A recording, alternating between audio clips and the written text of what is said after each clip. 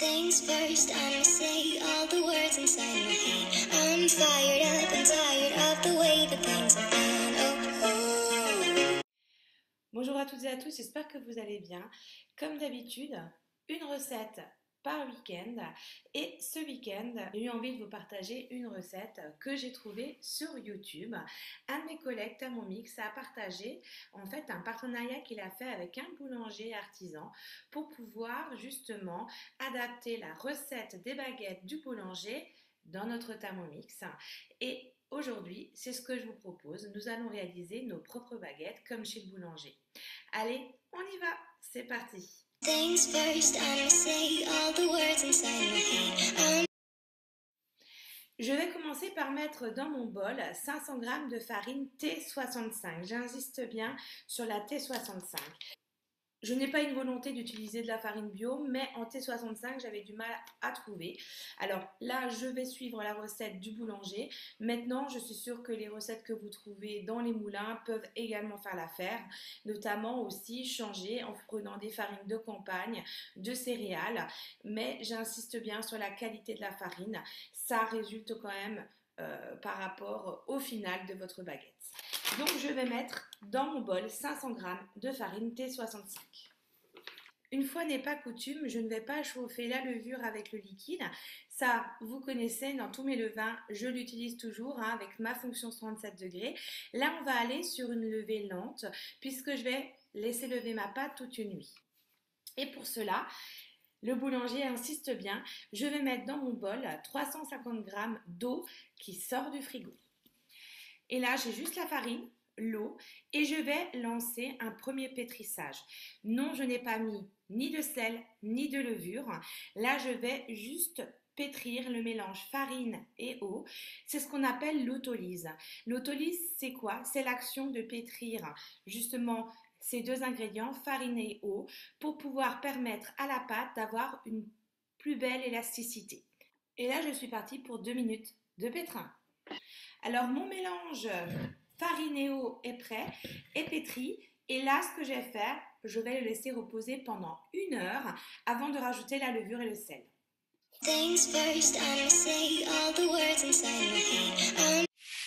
Après 1 heure de repos, je vais rajouter à mon pâton, donc mélange eau et farine, j'y rajoute 8 g de sel et 5 à 7 g de levure de boulanger fraîche.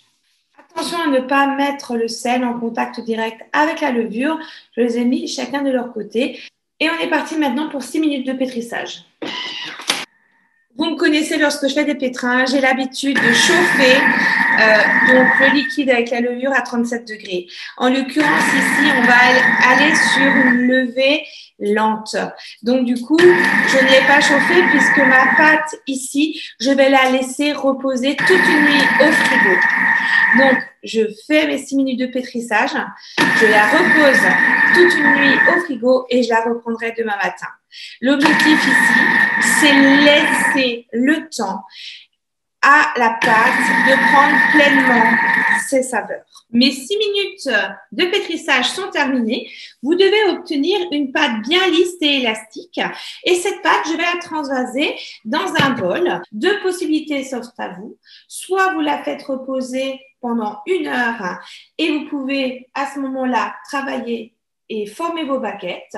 Soit vous la laissez au repos toute une nuit au frigo et ça va être mon cas. Je mets de ma spatule et je transvase donc ma pâte dans mon bol.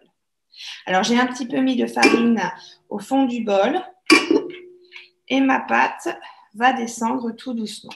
Vous voyez, on a une belle élasticité. Et cette quantité de pâte va me permettre de façonner demain 4 baguettes. Il m'en reste sur mes couteaux.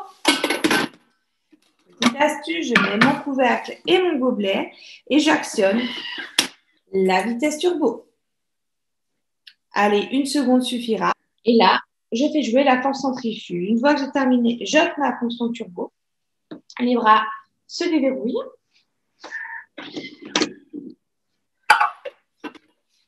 et mes croûtons ont été dégagés. Et à l'aide de ma spatule, je récupère l'excédent de pâte qui a été donc propulsé sur les parois du bol.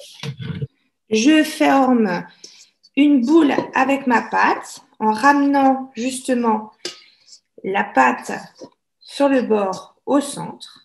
Voilà, ma boule a été formée. Je l'ai recouverte, donc filmée au contact d'un film alimentaire pour éviter que ma pâte ne croûte.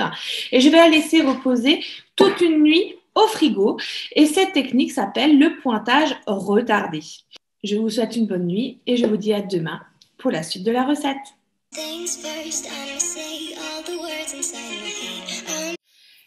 Donc, après toute une nuit au frigo, ma pâte a levé tranquillement. Donc, je viens de la transvaser sur un plan de travail que j'ai fleuré avec de la farine. Et je vais séparer ma pâte en 4 pâtons. Donc, je sépare ma pâte en 4 pâtons pour avoir grosso modo la même taille. Mes pâtons sont faits. Et là, ce que je vais faire, je vais tout simplement les travailler un petit peu sans trop les dégazer. Je rabats sur le dessus ma pâte. Allez, on rabat.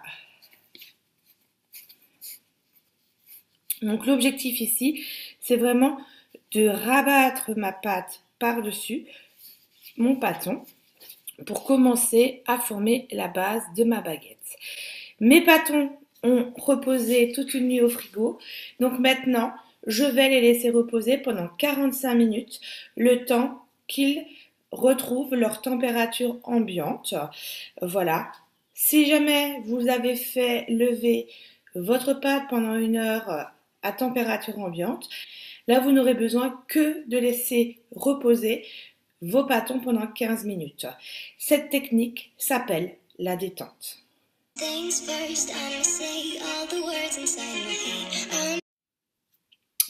Au bout des 45 minutes, je vais dégazer mon pâton en appuyant avec la paume de ma main. Et une fois dégazé, je vais rabattre les côtés sur ma pâte pour former ma baguette. Donc, vous voyez là, ma baguette commence à se former. J'aide avec ma main pour finaliser et je vais poser ma baguette sur mon plateau. Si votre pâte colle un petit peu, rajoutez de la farine. Donc, vous voyez là, j'ai rabattu mes côtés et je modèle à l'aide de ma paume ma baguette. Voilà, mes baguettes sont formées. Alors ici, j'ai en fait un moule Flexipan qui est conçu pour les baguettes. Vous n'avez pas de moule pour baguettes, c'est pas grave. Prenez un papier de cuisson et le papier de cuisson, vous allez faire des vagues pour séparer chaque baguette pour éviter qu'elles ne collent ensemble. Mes baguettes qui sont maintenant formées, je vais les laisser reposer à nouveau pendant 20 minutes. Cette étape s'appelle l'après. Et pendant que mes baguettes reposent, je vais allumer mon four en mode convection naturelle, c'est-à-dire en haut et en bas, à 240 voire 250 degrés pour que mon four préchauffe. Et afin de pouvoir former une belle croûte sur votre baguette, je vais déposer dans le bas de mon four un récipient avec de l'eau. Après mes 20 minutes de repos, je vais grigner mes baguettes. Alors pour les grigner, vous avez une grignette, voilà. Moi, j'arrive pas à l'utiliser, donc j'ai un couteau en céramique qui coupe très bien et qui fait l'affaire. Donc, je grigne, voilà. Bien rentrer quand même dans la pâte. Voilà, mes baguettes sont grignées et je vais les mettre au four pendant 20 minutes à 250 degrés. Après 20 minutes de cuisson au four, regardez mes belles baguettes croustillantes que j'ai réussi à réaliser avec de superbes alvéoles à l'intérieur. Alors, j'ai pas envie d'en couper une tout de suite. Au repas ce soir, c'est prévu, donc il y aura une petite photo qui va suivre pour vous montrer les alvéoles à l'intérieur. Mais franchement, ça demande un peu de temps devant nous, mais perso, pas grand-chose en travail. Là, vous faites 3 à 4 baguettes. Je suis déjà sur la deuxième fournée, à savoir qu'au début, j'ai fait 4 baguettes, mais je les trouve un peu petites. Donc, du coup, j'ai partagé mon pâton, le dernier, en 3. Et là, vous voyez qu'on a de superbes belles baguettes.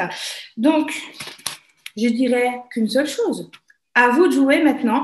Partagez vos photos et je vous souhaite encore un bon week-end. À bientôt! Things first, I'ma say all the words inside my head. I'm fired up and